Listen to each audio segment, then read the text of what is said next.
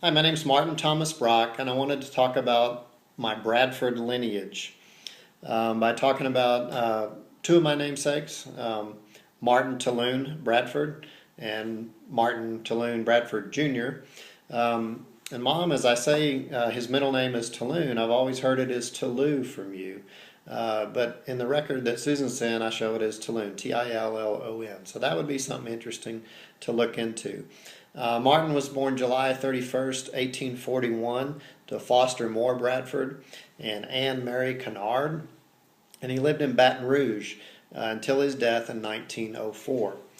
He was married to Louisa Sullivan Bradford, and he was an interesting guy because he was a Confederate soldier. He and his three brothers enlisted with the 9th Ranger Regiment and fought in the Civil War.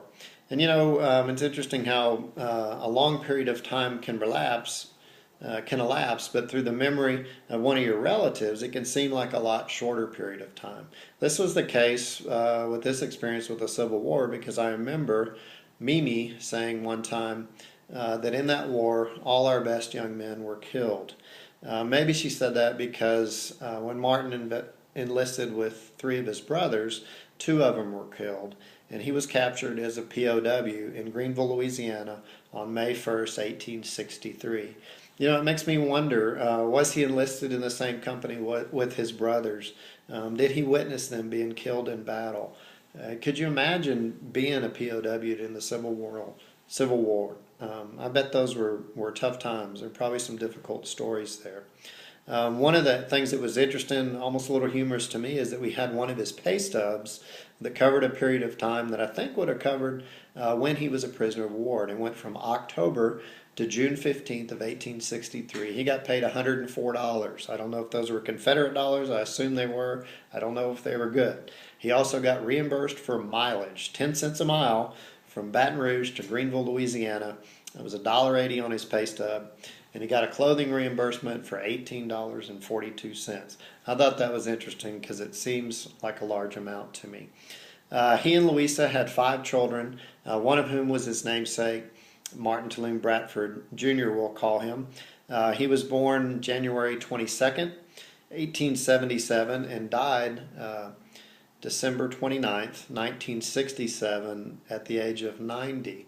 And this was kind of fun because I remember meeting him. I have a mental picture of meeting him behind a white clapboard house in Lafayette. I remember him being tall, or appearing tall to me.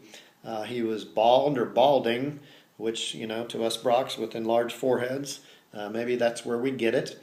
And I thought I remember that he had a big vegetable garden in the backyard, and he had a lot of pet squirrels. And this probably, when I got to meet him, that's just cool I got to meet him because that had to be the last couple years of his life. I read in the record that they lived in Calcasieu Parish. I remember Mimi talking specifically as we drove down I-10, some of the different places they lived, and I would assume that was Calcasieu Parish. One of the things that we had record of was his 50th wedding anniversary. He was married to Florence Sarah Jackson on February the 7th, 1903, and on February 13th, 1953, Mimi and Pop threw them a golden wedding anniversary, and we actually have the article from the Lafayette paper, and it was neat for me to read because of the way things were written back in the 50s, and it describes the flowers, birds of paradise, yellow roses, lilies in profusion, and it says that Mimi was wearing a 2-piece black and white velvet dress. It was just fun to read that old kind of language on there. They had one daughter, Florence, and Martin did, and that was Viola Vivian Bradford. And they lived in Lafayette until he died December 29th, 1967.